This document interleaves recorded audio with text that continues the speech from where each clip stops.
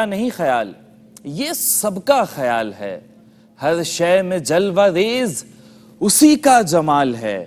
ایک لفظ کن سے ایسی سجائی ہے کائنات، جو چیز جس جگہ ہے فقید المثال ہے، اور رخصت خزاں کی ہو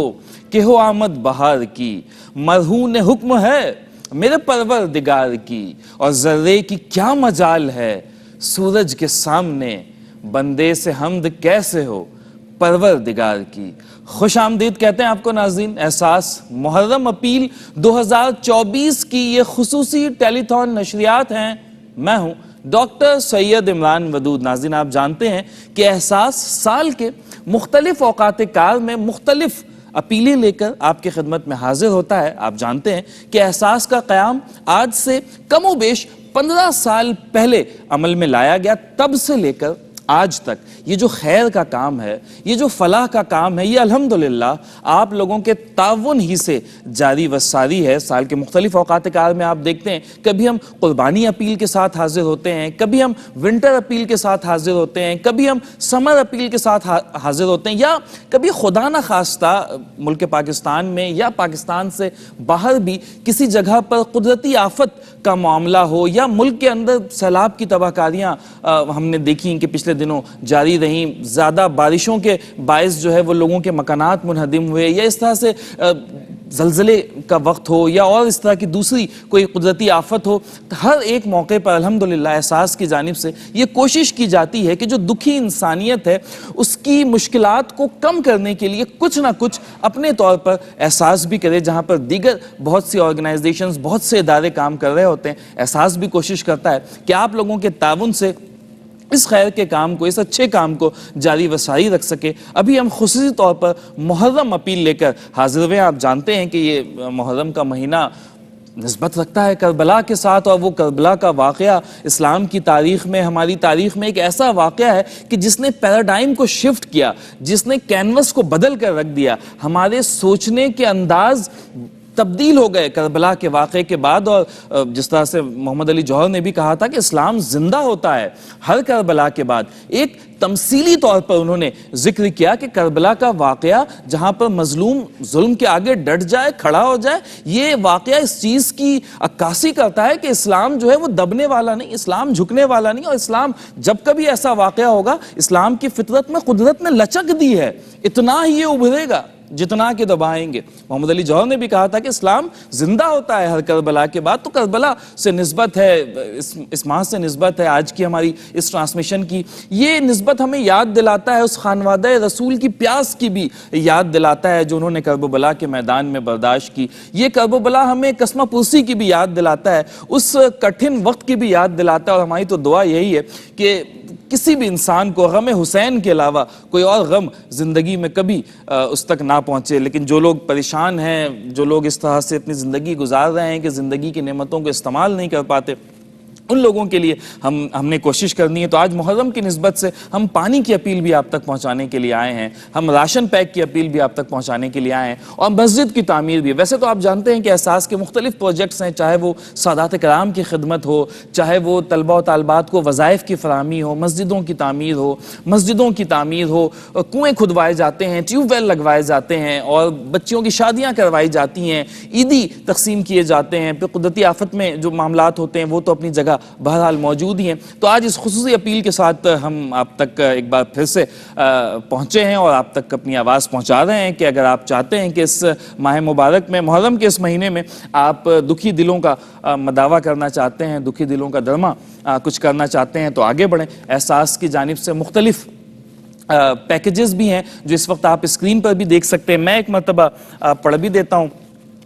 ایک راشن پیک ایک فیملی کے لیے جو کہ کم و بیش 6 سے 8 افراد پر مشتمل ایک فیملی ہو، اسے اگر پورے ایک ماہ کا راشن آپ چاہتے ہیں کہ آپ کے توسط سے دیا جائے تو اس کے لیے آپ نے $65 کے ساتھ تعاون کرنا ہوگا۔ اگر آپ چاہتے ہیں کہ ایک ہینڈ پمپ آپ لگوائیں کسی ایسے علاقے میں جہاں پر پینے کا میٹھا اور صاف پانی لوگوں کو میسر نہیں ہے، اور آپ جانتے ہیں کہ پاکستان ہی کے بہت سے علاقے ایسے ہیں جہاں پر ہماری خواتین، ہماری مائیں بہنیں جو ہے وہ دور دراز کا سفر کرتی ہیں اور پھر جا کر وہاں سے پانی جو ہے وہ بھر کر لاتی ہیں. ٹرانسپورٹ کا بھی کوئی سسٹم نہیں ہے تو وہ ہاتھوں میں اٹھا کر یا سروں پر رکھ کر وہ مٹی کے گھڑے ہوتے ہیں جن میں پانی بھر کر ہماری بہنیں اور مائیں لے کر آتی ہیں. کسی ایسے علاقے میں اگر آپ کی جانب سے ایک اسمال پمپ پانی کا لگا دیا جائے اور وہاں پر لوگوں کو آسانی کے ساتھ ان کے ڈور اسٹیپ پر یا گھر سے قریب ہی پینے کا صاف اور میٹھا پانی مل جائے تو کس قدر ان کے دل سے دعا نکلے گی. پھر مسجدوں کی تعمیر کے حوالے سے بھی اپیل کی جا رہی ہے. $9,500 کی یہ اپیل ہے. اگر آپ چاہتے ہیں کہ ایک مسجد تعمیر کر دی جائے، اور آپ جانتے ہیں کہ مسجد وہ جگہ ہے جہاں اسلام کی ترویج ہوتی ہے، اسلام کی اشاعت کا کام ہوتا ہے. پھر انہی مسجدوں سے منسلک مدارس قائم کیے جاتے ہیں جہاں پر طلبہ و طالبات قرآن پاک پڑھتے ہیں، اور یہ اسلام کے پھیلاؤ کا ایک ذریعہ. پھر جو مسجدیں ہیں، مسجدوں کی میناریں ہیں، میناروں سے گونجتی اذانیں ہیں، وہ ہمیں مسلمانوں کی عظمت رفتہ کی یاد دلاتی ہیں. تو اگر آپ چاہتے ہیں کہ آپ مسجد کی تعمیر میں اپنا حصہ شامل کریں تو آپ نے $9,500 کے ساتھ تعاون کرنا ہوگا. آپ اپنی رقوم کسی بھی بینکنگ چینل کے ذریعے منتقل کر سکتے ہیں، آن لائن ٹرانسفر کر سکتے ہیں، بینکرز چیک کے ذریعے ٹرانسفر کر سکتے ہیں. ہماری ویب سائٹ پر اگر آپ جائیں تو سامنے آپ کو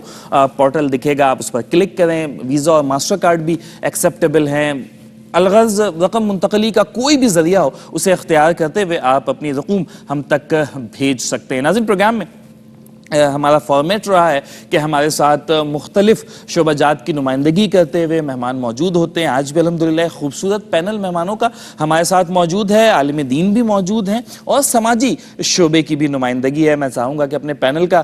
تعارف پہلے آپ سے کرواؤں اور پھر ان سے انشاءاللہ گفتگو کا سلسلہ رہے گا. ہمارے ساتھ آج موجود ہیں نوجوان عالم دین ہیں. اکثر و بیشتر احساس کے پلیٹ فارم سے جو یہ نشریات رکھی جاتی ہیں، آپ اس نشریات میں انہیں دیکھتے ہیں. علامہ سعید رضا گیلانی صاحب آج ایک بار پھر سے ہمارے ساتھ موجود ہے. علامہ صاحب کیسے مزاج ہیں؟ الحمدللہ، اللہ کرم، ٹھیک ٹھاک ہے، خیریت سے ہیں؟ علامہ صاحب کے ساتھ ہی تشریف رکھتے ہیں. سماجی شعبے سے تو وابستگی ہے ہی، صحافت سے بھی ایک بڑا پرانا تعلق رہا ہے. جناب سید حمید اشرفی صاحب آج ہمارے ساتھ موجود ہیں. حمید بھائی کیسے مزاج ہیں؟ ٹھیک ٹھاک؟ الحمدللہ، آپ خیریت سے کیسے ہیں؟ اللہ کا شکر ہے، اللہ کا بڑا احسان. ناظرین، مہمانوں سے گفتگو کا سلسلہ جوڑتے ہیں، اس کا آغاز کرتے ہیں. علامہ صاحب آپ کی جانب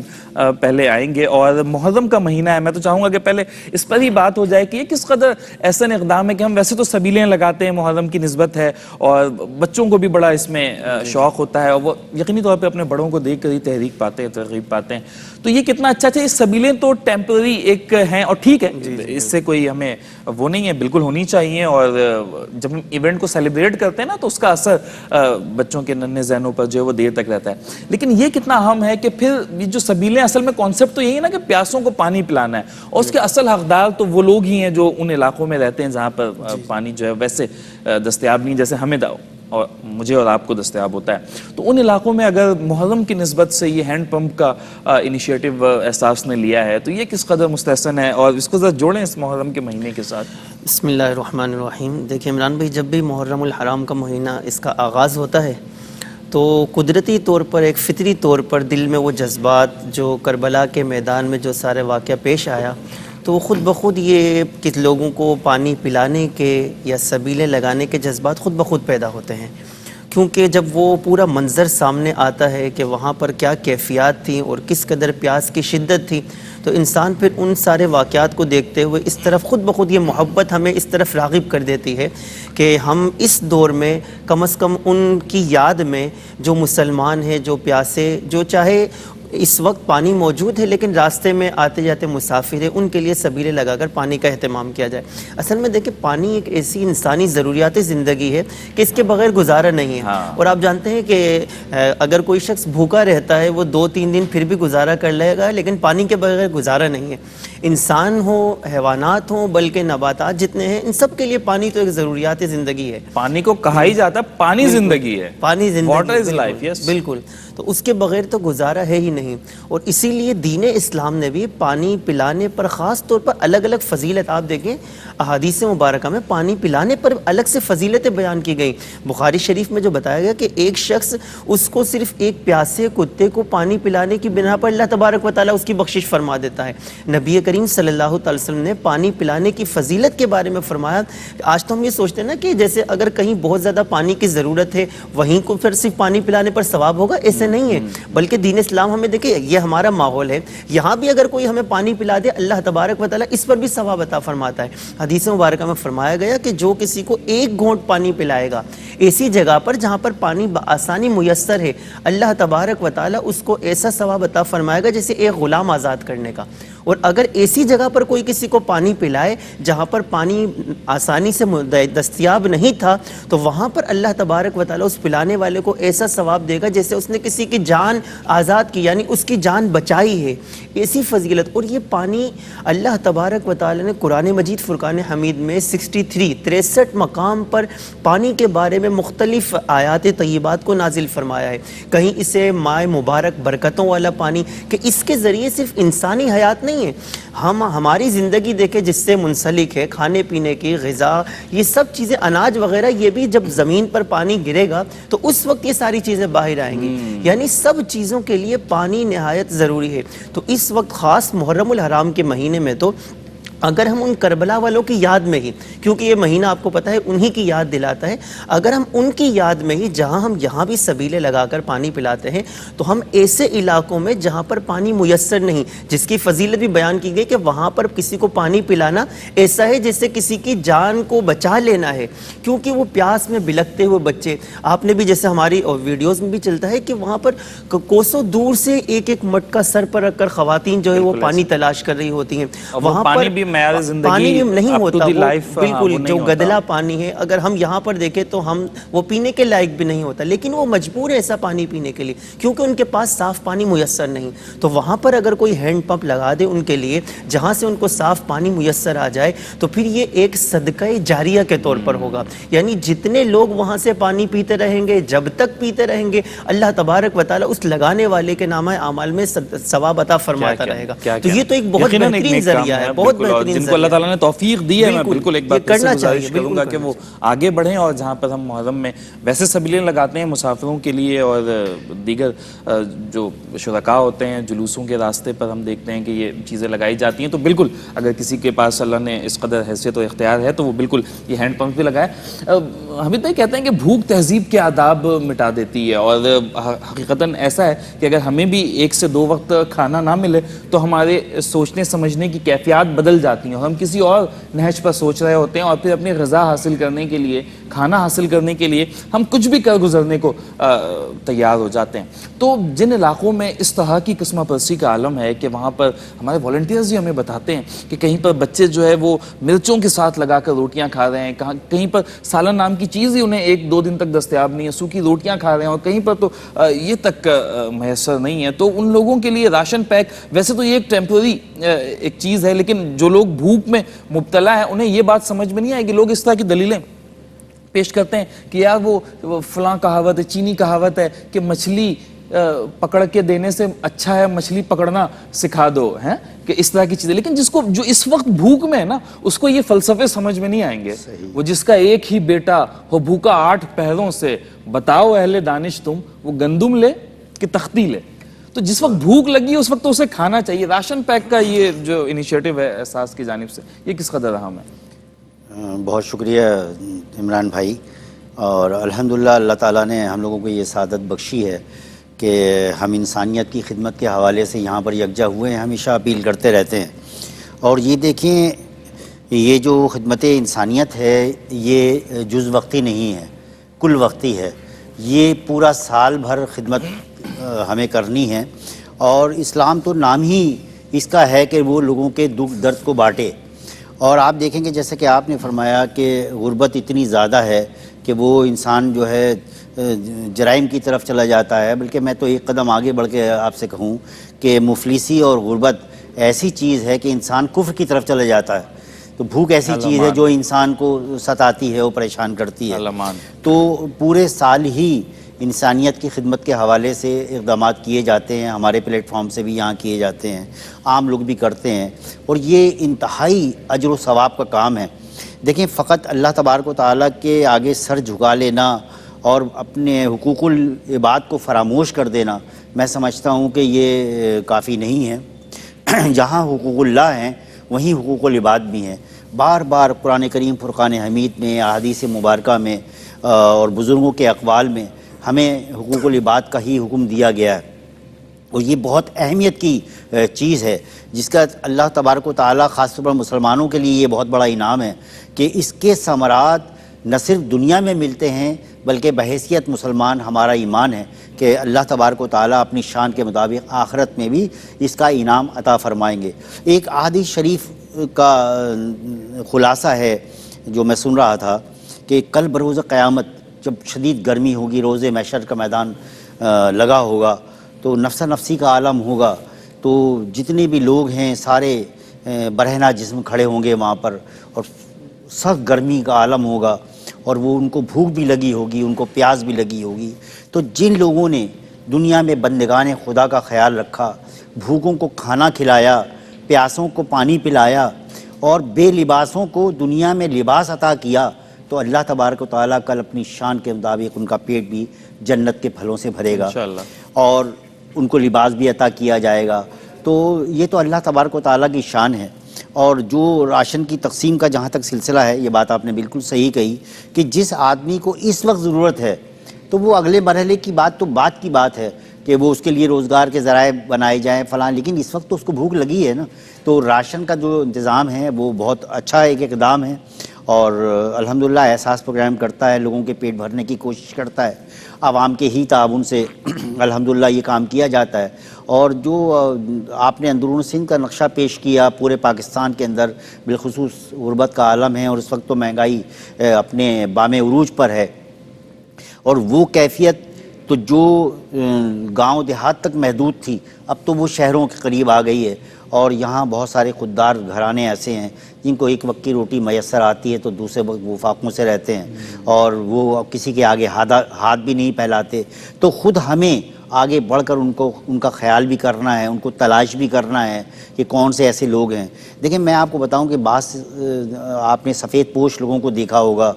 کہ بہت معمولی سی ملازمت کرتے ہیں، وہ 20,000 25,000، اور بعض اوقات ان کی وہ ملازمت بھی ختم ہو جاتی ہے۔ جو اگلی ملازمت ملنے تک کا ایک درمیانی فاصلہ ہوتا ہے وہ سالوں پر بھی محیط ہو سکتا ہے، وہ مہینوں پر بھی محیط ہو سکتا ہے، ان کے کرائے کے مکانات بھی ہوتے ہیں۔ تو آپ سوچئے کہ ان کو کس ذلت و رسوائی کا سامنا کرنا پڑتا ہے جب مالک مکان آ کر ہر مہینے دروازہ کھٹکھٹا کے آ کے کہتا ہے کہ بھائی ہمیں نہیں معلوم، ہمیں تو کرایہ چاہیے۔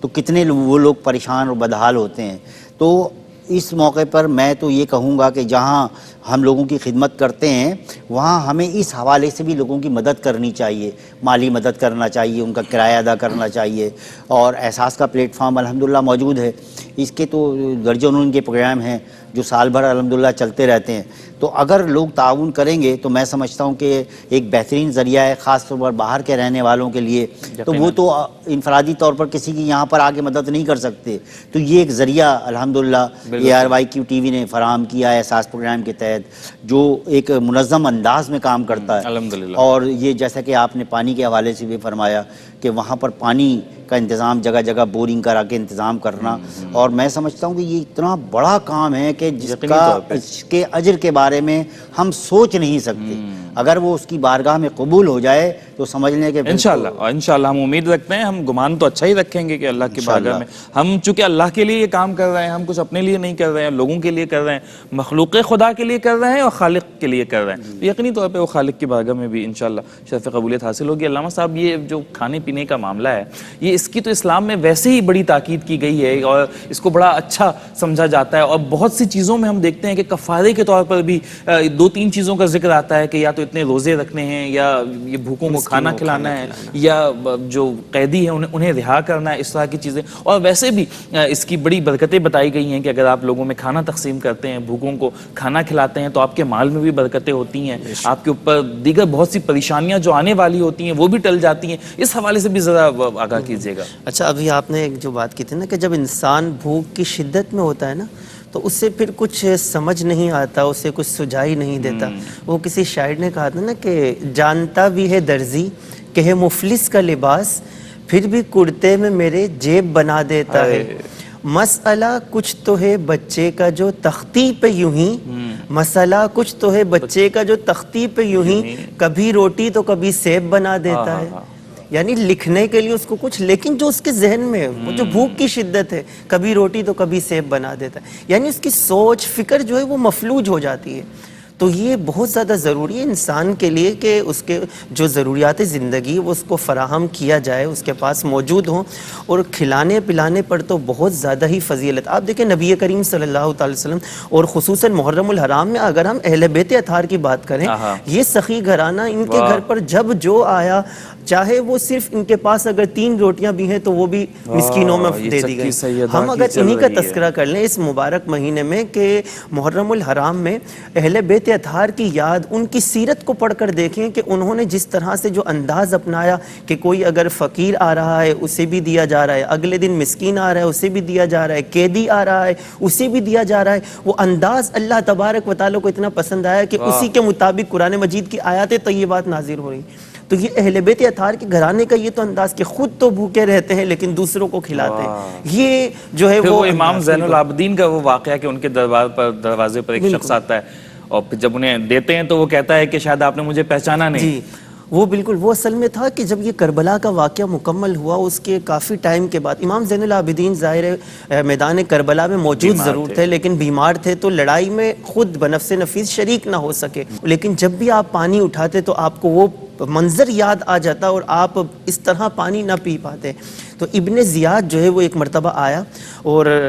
امام زین العابدین ظاہر وہ پہچانتے تھے، وہ تو اس لشکر کا جو بڑا تھا، تو اس نے پانی طلب کیا. امام زین العابدین رضی اللہ تعالیٰ عنہ وہ گئے اور اس کے لیے پانی لے کر آئے. ایک پیالہ پانی دیا، پھر دوسرا پیالہ اس نے مانگا، امام زین العابدین رضی اللہ تعالیٰ نے دوسرا پیالہ بھی لا کر دیا. اچھا وہ دیکھ رہا تھا چھپ چھپ کے شاید یہ مجھے پہچان نہیں پائے، جبکہ امام زین العابدین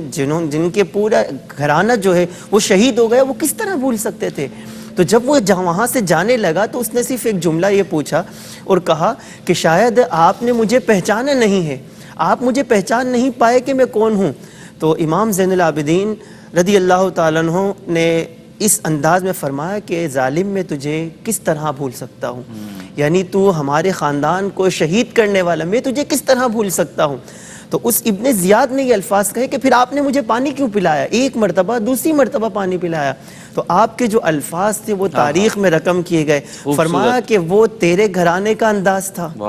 اور یہ جو میں نے پانی پلایا ہے یہ میرے گھرانے کا انداز ہے، یہ ہمارے گھرانے کا جو اہل بیت اطہار کا انداز ہے کہ ہمارے ہاں اگر دشمن بھی آ جائے تو ہم اسے بھی پانی پیش کرتے ہیں. تو اس محرم الحرام کے مہینے میں خاص طور پر ہمیں اہل بیت اطہار کی اس یاد میں اور اس انداز میں ان کی پیروی کرتے ہوئے ان کے نقش قدم پر چلنے کے لیے، بلکہ جب کسی کو کسی سے محبت ہوتی ہے اس کے اظہار کے لیے، اس کی پیروی کرنے کے لیے ہمیں ان کے طریقے پر لازمی عمل کرنا ہوگا. اور اس کا ایک بہترین ذریعہ ہے یہ احساس کے تحت، چاہے وہ راشن پیک ہو، چاہے وہ پانی کی جو سبیل ہو یا جو پانی کا ہینڈ پمپ وغیرہ، اس میں کہوں گا کہ آگے بڑھیں.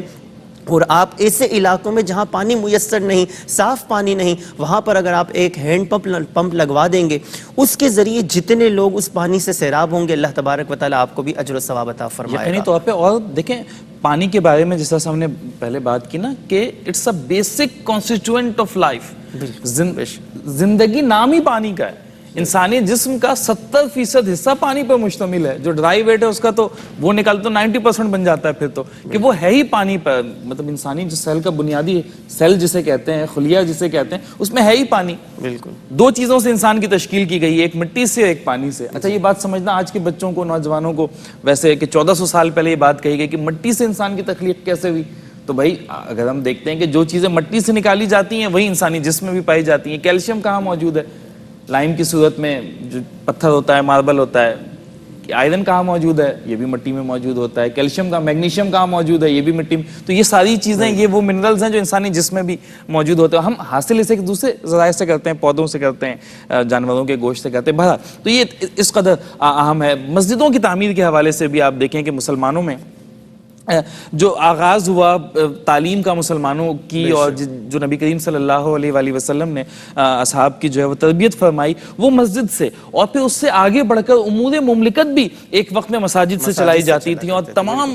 کام جو وہ ایک کمیونٹی سینٹر کا روپ ہوا کرتا تھا. آج بھی مختلف ہیئتوں میں ہے، اس طرح سے تو نہیں ہے لیکن بڑی اہمیت کا حامل ہے کہ مسجدیں ہیں جہاں پر نمازیں پڑھائی جاتی ہیں. مسلمان اپنے ایمان کی ایک طرح سے کہہ لیجئے کہ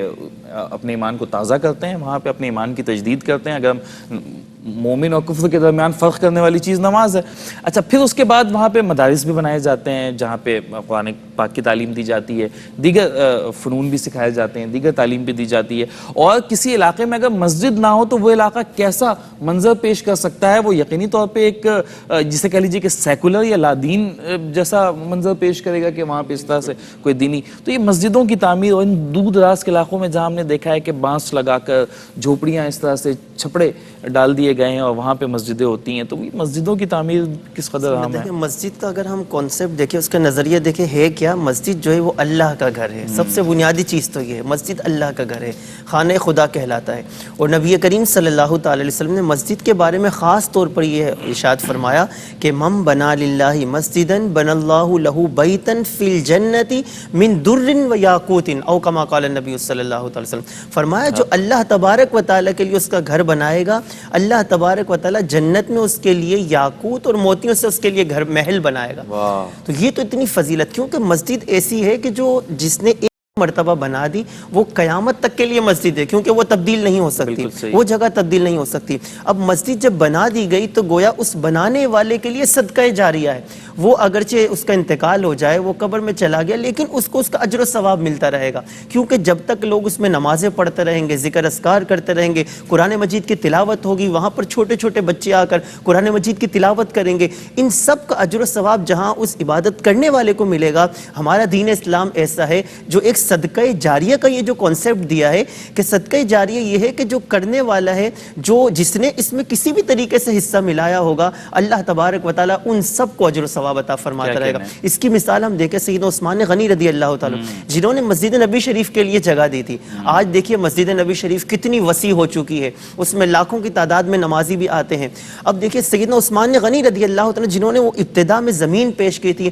کتنے لوگ وہاں پر نمازیں پڑھتے ہیں, اور ایک نماز کا ثواب وہاں پر تو 50,000 ہے, ایک عبادت کا ثواب 50,000. آپ کے اجر و ثواب کا اندازہ لگائیے, قیامت تک لوگ وہاں پر نمازیں پڑھیں گے, قرآن مجید کی تلاوت ہوگی, سب کو اپنی اپنی نمازوں کا ثواب, لیکن ان سب کے برابر ثواب سیدنا عثمان غنی رضی اللہ تعالیٰ کی شان ہے. تو یہ تو ہمارے لیے ایک صدقہ جاریہ ہے کہ جہاں مسجد نہیں ہے وہاں پر اللہ کے گھر کے تعمیر میں جس طرح سے بھی حصہ ملا سکیں. اگر 2 شخص مل کر پوری مسجد بنا دیں, 3 شخص مل کر بنا دیں, یہ اللہ تبارک یہ بڑی اہم بات علامہ صاحب آپ نے کی کہ ہم اس کے لیے جو ایک پیکج ہے کہ $9,500, اگر پاکستانی روپوں میں اسے کنورٹ کریں تو غالباً کو 25 لاکھ روپے کی محض یہ رقم بنتی ہے. تو یہ ضروری نہیں ہے, یہ کوئی ریڈ لائن نہیں ہے کہ آپ نے $9,500 کے ساتھ ہی تعاون کرنا ہے. آپ اس مد میں کوئی اس سے کم رقم بھی ٹرانسفر کر سکتے ہیں اور کہہ سکتے ہیں کہ میری جانب سے یہ $2,000 ہیں, $1,000 ہے, $500 ہیں, اور میں چاہتا ہوں کہ میری جانب سے میں جو یہ رقم دے رہا ہوں یہ مسجد کے تعمیر میں یہ رقم استعمال کی جائے. تو یہ چھوٹی مسجدیں جو ہے وہ انشاءاللہ آپ کے تعاون سے تعمیر کی جائیں گی, اور یہ زیادہ تر پیریفرل ایریاز میں تعمیر کی جائیں گی, شہری علاقوں میں نہیں بلکہ گاؤں دیہات کے علاقوں میں, جہاں پر یہ معاشرتی بیلنس کو برقرار رکھنے کے لیے بھی بڑا اہم ہے کہ ایک بہت بڑا علاقہ ایسا ہے کہ آپ یوں سمجھ لیجئے کہ 4-4, 5-5 کلومیٹر تک کا علاقہ ایسا ہے کہ اس پورے سراؤنڈنگ میں, اس پورے ریڈیس میں کوئی ایک مسجد بھی نہیں ہے. آپ شہری علاقوں سے اس کا تقابلی جائزہ تو کر کے دیکھیں, ہر 4-6 گلیوں کے بعد ایک مسجد ہوتی ہے, اس کے باوجود بھی نمازیوں کی تعداد کتنی مختصر رہ گئی ہے, اور مسجد میں جانے والوں کی تعداد کتنی کم ہو گئی ہے, اور وہ عبادت کا ذوق و شوق جو ہے وہ کیا ہے, یہ مجھ سے بہتر آپ جانتے ہیں, آپ آبزرو کرتے رہتے ہیں. تو جن علاقوں میں یہ مسجد ہی نہیں موجود ہے تو وہاں پر کیا حال ہوگا, یقینی طور پہ بڑی دیگرگوں صورتحال ہوگی وہاں پر. تو ان تمام علاقوں میں اسلام کی ترویج کے لیے, اسلام کی اشاعت کے لیے, اسلام کو زندہ رکھنے کے لیے یہ مسجدوں کی تعمیر بڑی اہمیت کی حامل ہے. حمید بھائی آپ کی جانب آؤں گا, آپ کی ٹریولنگ یقینی طور پر رہی ہوگی پاکستان کے دیگر علاقوں میں. اچھا پاکستان جو ہے نا وہ جغرافیائی طور پر بھی ایک وسیع جغرافیہ رکھتا ہے. مثال کے طور پہ پاکستان میں میدانی علاقے بھی ہیں, صحرائی علاقے بھی ہیں, پاکستان میں سطح مرتفع والے یہ بلوچستان کی پہاڑیاں بھی ہیں, شمالی پہاڑیاں بھی ہیں, خشک پہاڑ بھی ہیں, تر پہاڑ بھی ہیں, گرین پہاڑ بھی ہیں پاکستان میں, اور پھر ریگستانی علاقہ بھی ہے. تو جغرافیائی اعتبار سے بڑا زرخیز خطہ ہے, وسیع خطہ ہے. تو ان علاقوں میں پھر اسکیٹرڈ آبادیاں ہوتی ہیں, جو اس طرح کی جغرافیے رکھنے والے ملک ہوتے ہیں نا, اس میں اسکیٹرڈ آبادیاں ہوتی ہیں, 20 گھروں پہ مشتمل گاؤں ہیں, پھر 3-4 کلومیٹر چھوڑ کے پھر کچھ لوگوں کی آبادیاں ہیں. تو آپ کی ٹریولنگ رہی ہوگی, تو کیا صورتحال آپ نے کوئی آبزروینس آپ کی اس طرح سے ہے, آبزرویشن کے مسجدوں کی اور اس طرح کے عبادت گاہوں کی کیا صورتحال ہے؟ عمران بھائی آپ نے صحیح فرمایا اور بالکل صحیح آپ نے منظر کشی کی ہے, اور یہی صورتحال ہے جب آپ جائیں گے دور دراز کے علاقوں میں تو وہاں 10-20 گھر ہوتے ہیں ایک گاؤں کے اندر، پھر بہت لمبے فاصلے تک کچھ بھی نہیں ہوتا، اس کے بعد پھر تھوڑے سے گھر ہوتے ہیں، اور وہاں پر مساجد برائے نام ہوتی ہیں، اور اس کی بھی وجہ یہ ہے کہ وہاں پر اتنی زیادہ غربت ہے کہ وہ لوگ اپنے کھانے پینے کا پورا نہیں کر سکتے، تو مساجد نہ ہونے کے باعث وہاں لوگ مسلمان بھی ہیں لیکن ان کو اتنی اسلام کے بارے میں معلومات نہیں ہیں، اور آپ کو معلوم ہے کہ جہاں مساجد ہوتی ہیں وہاں عام طور پر اس سے متصل مدرسہ بھی ہوتا ہے، اور یہ ایک بنیادی چیز ہے، مسجد ہو یا مدرسہ ہو یہ اسلام کے مرکز ہیں، اسلام کی شان ہے، تو یہ بہت ضروری ہے۔ ہم نے بھی ابتدائی طور پر جن مساجد میں ہم جاتے تھے وہاں مدارس بھی ہوتے تھے، قرآن کریم کی تعلیم بھی ہم نے حاصل کی وہاں سے، اور وہاں آپ نے دیکھا کہ تربیتی پروگرام بھی ہوتے تھے، اخلاقیات بھی سکھائی جاتی تھی، قرآن کریم بھی سکھایا جاتا تھا، احادیث بھی، بہت ساری باتیں۔ اب یہ ساری چیزیں تو شہری علاقوں میں تقریباً میسر ہیں لیکن دیہی علاقوں میں نہیں، وہاں تو مساجد ہی نہیں ہیں، تو وہاں نماز پڑھنا بھی ایک مشکل وہ ہے، تو وہاں عام طور پر یہ بہت زیادہ افسوس ہوتا ہے کہ وہاں کے بہت سارے مسلمانوں کو تو دین کے بارے میں کچھ علم ہی نہیں ہے، اس لیے کہ وہاں مرکز نہیں ہے، وہاں مسجد نہیں ہے، مدرسہ نہیں ہے، تو ایسا کوئی کام کیا جائے جیسے کہ علامہ صاحب نے فرمایا کہ مساجد کی تعمیر تو یہ ایک بہت بڑے اجر کا کام ہے۔ مثال کے طور پر کوئی آدمی زمین خرید کے دے لیتا ہے، اس جگہ پر جس انداز میں بھی ایک مسجد تعمیر ہو جاتی ہے اور قیامت تک وہاں پر اللہ رب العالمین کی شان بیان ہوگی، پیشانی زمین پر لگائی جائے گی، سجدہ کیا جائے گا، تو آپ اندازہ لگائیے کہ اس کا اجر کتنا زیادہ ہوگا۔ جیسے کہ سیدنا عثمان غنی رضی اللہ تعالیٰ عنہ نے زمین خرید کے دی مسجد نبوی کے لیے، اور اس کے بعد اس میں توسیع ہوتی رہی اور لوگوں نے بھی اس میں حصہ بٹایا، تو یہاں شہری علاقوں کے اندر بھی لوگ تعاون کرتے ہیں، اور بار مساجد جو ہے وہ انتہائی حسین اور خوبصورت ہیں اور ہونا بھی چاہیے، لیکن ہم یہ کہتے ہیں کہ ان علاقوں کے اندر جہاں مسجدیں نہیں ہیں وہاں زیادہ ضرورت ہے کہ کم از کم ایک چھوٹی ہی مسجد وہاں تعمیر کی جائے، تاکہ کم از کم وہاں پر ایک نماز کا مسئلہ حل ہو جائے، ایک مدرسہ بن جائے، وہاں بچوں کو دینی تعلیم دی جائے، اصلاح معاشرہ کے لیے بھی ایک بہت بڑا ذریعہ بنے گا۔ مطلب یہ ہے کہ ایک نیکی کا کام تو آپ کر رہے ہیں لیکن اصلاح معاشرہ کا بھی ذریعہ بنے گا، جب مدارس ہوں گے تو وہاں دین، فروغ دین کے لیے بھی وہاں پر کام ہوگا۔ تو اور دوسری بات یہ ہے کہ جو مسجد کی تعمیر کے لیے آپ نے اچھی بات کہی کہ دامے درمے سخن جو بھی جتنا تعاون کر سکتا ہے وہ اس سلسلے میں تعاون کرے، اور باقی ادارہ بھی کوشش کرتا ہے اور لوگ بھی کرتے ہیں، جس کی جہاں طاقت ہے اس انداز کے اندر وہ کام کرے تو انشاءاللہ مسجد تعمیر ہوں گی اور قیامت تک اس کا اجر و ثواب ملتا رہے گا انشاءاللہ۔ بالکل ایسے ہی، اور جو لوگ ہمیں دیار غیر سے دیکھ رہے ہیں، جو سمندر پاکستانی ہیں، وہ تو اس بات کو بہت اچھے سے ریلیٹ کر پائیں گے کہ وہ جن جگہوں پر رہتے ہیں، اگر وہ آغاز میں پاکستان میں رہے ہوں اور پھر بعد میں انہوں نے مائیگریٹ کیا ہو کسی ایسے یورپی ملک میں یا امریکی ملک میں، لاطینی امریکہ کے کسی ملک میں، تو پھر وہ اس بات کو ریلیٹ کر سکتے ہیں کہ وہاں پر تو مسجدیں بڑے فاصلے پر ہوتی ہیں، ان کے گھر سے بہت ڈسٹینٹ ہوتی ہیں وہ مسجدیں، تو پھر وہاں پہ جانا اور 5 نمازوں کے لیے تو جانا ان کے لیے ویسے ہی بڑا محال ہوتا ہے، پھر جمعے کی نماز اور پھر عیدین کی نمازیں، ان تمام نمازوں میں ان لوگوں کے لیے وہاں تک جانا ایک ٹاسک ہوتا ہے، ایک چیلنجنگ کام ہوتا ہے کہ وہ اتنی دور جائیں، تو وہ تو اس بات کو بڑے اچھے سے ریلیٹ کر پائیں گے۔ اور وہاں پہ بھی مسجدوں کی تعمیر اتنی آسان بھی نہیں ہے، صرف پیسوں سے بھی نہیں ہو سکتی، وہ بڑے معاملات ہیں، لائسنس کے معاملات ہیں، اجازت نامے لینے ہوتے ہیں، اور پھر جگہ بھی بڑی مہنگی ہے، اور پھر اس کے تعمیراتی اخراجات بھی بڑے مہنگے ہوتے ہیں، تو وہ اس بات کو ریلیٹ کر سکتے ہیں۔ تو پاکستان کے علاقوں میں اگر وہ مسجد یہ تعمیر کرنا چاہیں تو یقینی طور پر بڑی آسانی کے ساتھ وہ کر سکتے ہیں۔ جی ناظرین، پروگرام میں اسی دوران گفتگو کے دوران ہمیں جوائن کیا ہے محمد دانیال شیخ نے۔ دانیال بھائی کیسے مزاج ہے آپ کے؟ ٹھیک ٹھاک ہیں؟ الحمدللہ، السلام علیکم۔ خیریت سے ہیں؟ ٹھیک ٹھاک ہیں۔ میں چاہتا ہوں کہ چونکہ اب آپ تشریف لے آئے اور ہم کافی دیر سے اس چیز کو مس بھی کر رہے تھے، چونکہ ہمارے پروگرام کا فارمیٹ ہوتا ہے کہ ہم گفتگو بھی جاری رکھتے ہیں، اپیل بھی کرتے ہیں اور مختلف نعتیہ کلام بھی پروگرام میں شامل کرتے رہتے ہیں، تو آپ چونکہ اب آ چکے ہیں تو میں چاہوں گا کہ بنا کسی وقت کے ضیاع کے آپ سے ایک کلام ہم پروگرام میں شامل کروا لیں اور پھر گفتگو کے سلسلے کو پھر سے جوڑ دیں گے۔ تنم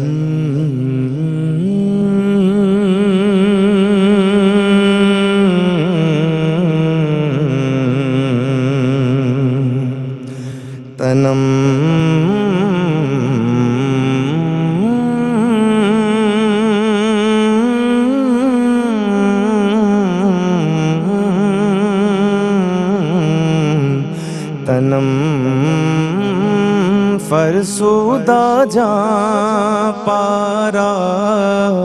زہجران یا رسول اللہ دلم پشمردہ وارا دلم پشمردہ وارا دلم پشمردہ وارا زیسیاں یا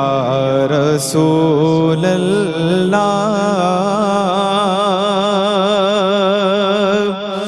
چسوئے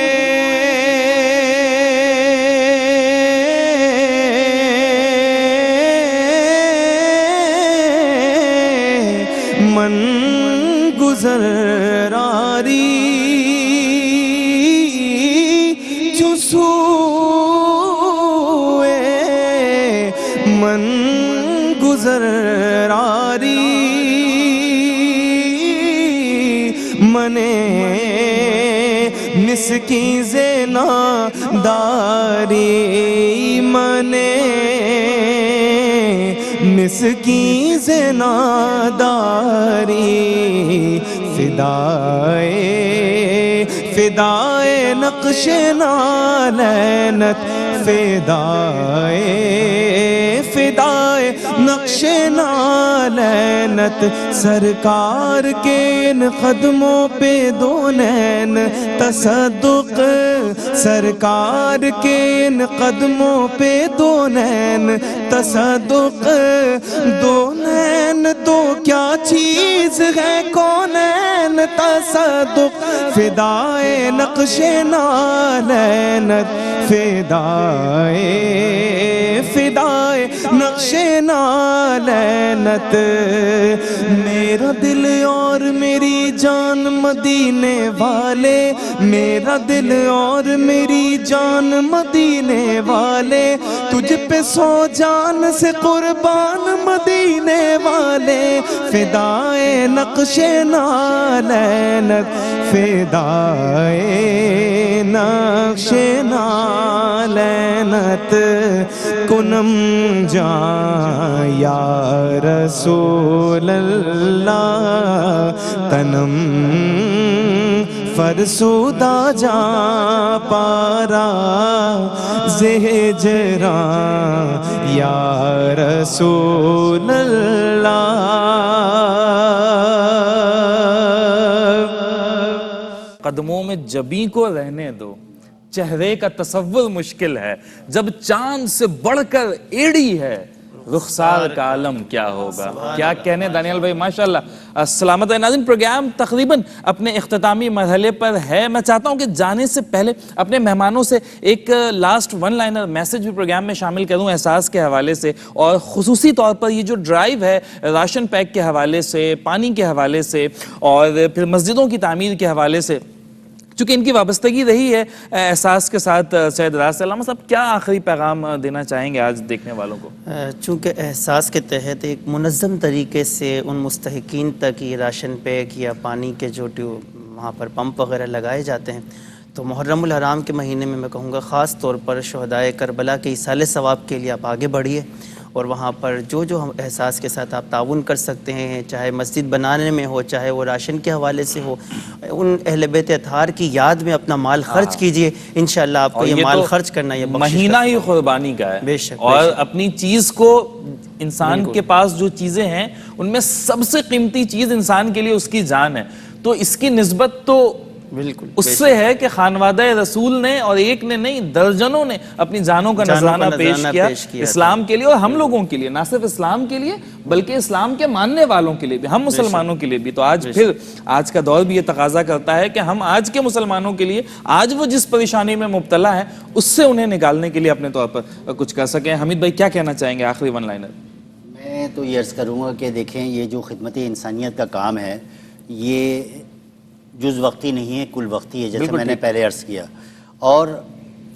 جب تک ہماری زندگی ہے ہمیں یہ خدمت انسانیت کا کام کرنا ہے اور کل بروز محشر اس کا حساب ہوگا وَمَن يَعْمَلْ مِثْقَالَ ذَرَّةٍ خَيْرًا يَرَهُ وَمَن يَعْمَلْ مِثْقَالَ ذَرَّةٍ شَرًّا يَرَهُ ذرے ذرے کا حساب ہوگا تو یقیناً اس کا بھی حساب ہوگا کہ اگر ہم کسی معاملات سے لا تعلق ہو جائیں اور کہیں کہ بھئی غریبی ہمارا مسئلہ نہیں ہے اور غریبی تو ان کا مسئلہ ہے, ہم تو اپنے بچوں کی دیکھ بھال کر رہے ہیں, ہمارے لیے کافی ہے, ایسا نہیں ہے. کل اس کا بھی ہمیں جواب دینا پڑے گا. اور یہ احساس کے تحت جو مساجد کی تعمیر ہے اور پانی کی فراہمی کا کام ہے, راشن کی تقسیم کا کام ہے اور درجنوں منصوبے ہیں جس پہ کام ہوتا ہے, تو میں خاص طور پر بیرون ملک رہنے والے اپنے بھائیوں سے یہ کہوں گا کہ یہ ایک بہترین موقع ہے. اللہ تعالیٰ نے آپ کو یہ اگر یہ سعادت بخشی ہے تو آپ یقیناً اس کے اندر یہاں پر حصہ لیں اور اپنے بزرگوں کے نام سے مسجد کی تعمیر کرانے میں حصہ لیں. اور خاص طور پر دیکھیں جیسا کہ علامہ صاحب نے فرمایا کہ مسجد جو ہے یہ خانہ خدا ہے. جب ہم خدا کے گھر کو تعمیر کریں گے تو ہمارا گھر کیسے اجڑ سکتا ہے, ہمارا گھر کیسے ویران ہو سکتا ہے, اور اللہ تبارک و تعالیٰ کیسے ہمیں جنت میں محلات نہیں دے گا, یقیناً دے گا. تو انشاءاللہ نیت اچھی ہونی چاہیے اور یہ یقین ہونا چاہیے, یہ بھروسہ ہونا چاہیے کہ جن ہاتھوں کے ذریعے ہم یہ نیک کام کروا رہے ہیں کام انشاءاللہ بر وقت ہوگا اور درست سمت میں ہوگا. تو اس یقین کے ساتھ لوگوں کو تعاون کرنا چاہیے, مساجد کو بھی تعمیر کریں, اور یہ ایک صدقہ جاریہ ہے. پانی کا لگانا بھی صدقہ جاریہ ہے, مساجد کی تعمیر بھی صدقہ جاریہ ہے, اور بھوکوں کا پیٹ بھرنا جو ہے یہ بھی ایک بہترین عمل ہے جس کا انشاءاللہ بہترین اجر ملے گا. خوبصورت, بالکل ٹھیک. اور ناظرین یقینی طور پہ ہمارے مہمانوں نے بھی جس طرح سے گفتگو کی ہے کہ ہم اس گمان میں نہ رہیں کہ ہم سے روز قیامت صرف ہماری نمازوں کے بارے میں پوچھا جائے گا یا روزوں کے بارے میں پوچھا جائے گا یا صرف ان چیزوں کے بارے میں پوچھا جائے گا جو ہم پر فرض کی گئی ہیں. ہم اس گمان میں نہ رہیں. یقینی طور پہ اللہ ہم سے سوال پوچھے گا کہ دنیا میں ہم نے تمہیں آسانیاں دے رکھی تھیں, بتاؤ کتنے لوگوں تک پہنچائیں. دنیا میں ہماری نعمتیں تمہارے پاس باقیوں کے نسبت زیادہ تھیں, بانٹی یا نہیں بانٹی. ہم سے اس بارے میں پوچھا جائے گا. آج تیاری کرنے کا وقت ہے, اس کی پریپریشن آج کرنی ہے کہ کل جب ہم سے یہ سوال کیا جائے تو ہم اللہ سے یہ کہہ سکیں کہ یا اللہ تیرے حکم کے مطابق تو نہیں کر سکے, یہ کچھ ٹوٹی پھوٹی چیزیں لے آئے ہیں, فضل فرما, قبول فرما. ہمارے پاس کہنے کو کچھ تو ہو, بنا کچھ دکھائے بنا کچھ بتائے تو ہم فریاد بھی نہیں کر سکتے, اس سے اس کا فضل بھی مانگتے ہوئے ہمیں شرم آئے گی. یقینی طور پہ آج تیاری کا وقت ہے ناظرین. ہمارے اکاؤنٹ نمبرز اسکرین پر موجود ہیں, ہمارے انٹرنیشنل بینکنگ نمبرز بھی اسکرین پر موجود ہیں. رقم منتقلی کا کوئی بھی ذریعہ اختیار کرتے ہوئے آپ اپنی رقوم ہم تک بھیج سکتے ہیں اور جس مد میں چاہیں آپ بھیج سکتے ہیں. ہمارے ہاٹ لائن نمبرز بھی اسکرین پر ہیں, آپ چاہیں تو ہمارے نمائندوں سے بات کر سکتے ہیں. آپ کا کوئی نمائندہ, کوئی قریبی, کوئی عزیز اگر پاکستان میں رہتا ہے یا آپ خود اس وقت پاکستان میں موجود ہوں اور آپ چاہتے ہیں کہ ہمارے آفیسز تشریف لائیں تو you are more than welcome. آپ بالکل تشریف لا سکتے ہیں, معلومات حاصل کر سکتے ہیں, تسلی کر سکتے ہیں. جس شعبے میں آپ نے اپنے عطیات دینے ہوں آپ بالکل اس شعبے میں یہ عطیات جمع کروا سکتے ہیں. اور یہ جو ہم مختلف رقوم ہم نے آپ کو بتائی ہیں کہ راشن کے لیے $65 اور ہینڈ پمپ کے لیے $185 اور مسجد کی تعمیر کے لیے $9,500, یہ اس صورت میں ہے کہ جب آپ ایک مکمل ہینڈ پمپ اپنی جانب سے لگوانا چاہتے ہوں, ایک فیملی کو 1 ماہ کا راشن دینا چاہتے ہوں یا ایک مسجد کی تعمیر کرنا چاہتے ہوں. لیکن یہ ریڈ لائن نہیں ہے, آپ اس سے کم بھی چاہیں تو بالکل ٹرانسفر کر سکتے ہیں کہ میں چاہتا ہوں کہ ایک مسجد کی تعمیر میں میری جانب سے یہ $2,000 شامل کر لی جائیں. تو یقینی طور پہ آپ کی جانب سے, اور یقینی طور پہ اللہ کے پاس جو چیز پہنچتی ہے وہ نہ مال پہنچتا ہے نہ کوئی اور چیز پہنچتی ہے, اللہ کی بارگاہ میں ہماری نیتیں پہنچتی ہیں, ہماری نیتوں کا اخلاص پہنچتا ہے. اگر ہم نے صدق دل کے ساتھ کیا ہوگا, اللہ کے لیے کیا ہوگا, تو یقینی طور پہ اللہ اسے اپنی بارگاہ میں قبول کرے گا. ہم جنت کے لیے نہیں کرتے, ہم اپنے خالق کے لیے کرتے ہیں. ہماری محبت اس سے کہ کہتے بھی ہیں نا کہ سجدوں کے عوض فردوس ملے, یہ بات مجھے منظور نہیں. بے لوث عبادت کرتا ہوں, بندہ ہوں تیرا, مزدور نہیں. ناظرین اسی کے ساتھ پروگرام اپنے اختتام کو پہنچتا ہے. میں اپنے مہمانوں کا شکریہ بھی ادا کرتا ہوں کہ آپ اپنے قیمتی وقتوں میں سے وقت نکال کر تشریف لائے اور اس نیک کاز کے لیے آپ نے ہمارا ساتھ دیا. جانے سے پہلے ایک کلام بھی پروگرام میں شامل کریں گے دانیال بھائی سے, اور اسی کے ساتھ ہم اپنے پروگرام کو وائنڈ اپ بھی کریں گے. مجھے اپنے میزبان ڈاکٹر سید عمران ودود کو اسی دعا کے ساتھ اجازت دیجیے کہ رب تعالیٰ آپ کو ایسا عروج, ایسی بلندی عطا کرے جو کبھی زوال آشنا نہ ہو. وہ شہر محبت جہاں مصطفیٰ ہے, وہیں گھر بنانے کو جی چاہتا ہے وہ سونے سے کنکر وہ چاندی سی مٹی نظر میں بسانے کو جی چاہتا ہے. جو پوچھا نبی نے کہ کچھ گھر بھی چھوڑا تو صدیق اکبر کے ہونٹوں پہ آیا وہاں مال و دولت کی کیا حیثیت ہے جہاں جان لٹانے کو جی چاہتا ہے. ستاروں سے یہ چاند کہتا ہے ہر دم تمہیں کیا بتاؤں وہ ٹکڑوں کا عالم. اشارے میں آقا کہ اتنا مزہ تھا کہ پھر ٹوٹ جانے کو جی چاہتا ہے. وہ ننھا سا اصغر جو ایڑھی رگڑ کر یہی کہہ رہا تھا وہ خیمے میں رو کر اے بابا میں پانی کا پیاسا نہیں ہوں میرا سر کٹانے کو جی چاہتا ہے. اے بابا میں پانی کا پیاسا نہیں ہوں میرا رن میں جانے کو جی چاہتا